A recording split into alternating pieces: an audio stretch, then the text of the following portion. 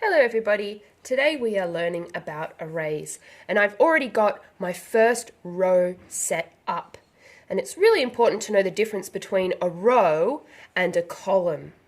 Rows are just like when you go into the cinemas and you wonder which row you're going to sit in. They go across. So here's my first row, and if this was the only thing in the array, it would actually say 1 row of 5. And we could say that there's 1, 2, 3, 4, 5 all together. But that's not what I'm going to do today. Today I'm actually going to do 3 rows of 5. I wonder if you can guess what the number sentence for 3 rows of 5 would be. Have a guess. If you guessed 3 times 5 equals 15, then you would be right. Alright, let's finish our array.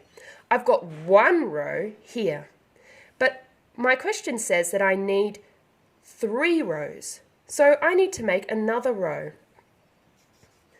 And you will be able to see that I'm lining up my stars exactly beneath the one that I already had. And I've got the exact same number of stars in my second row. So now I have 2 rows of 5.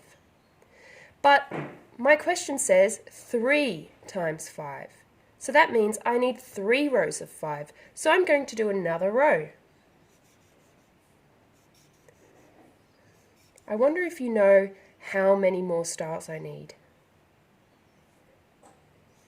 1, 2. I needed 2 more stars. Now I've finished my array for this number sentence because I have 1, 2, 3 rows going across. And I have 5 stars in each row. 1, 2, 3, 4, 5. And do you know what? I can even check that I've done my work correctly because I've got the answer here, 15 altogether.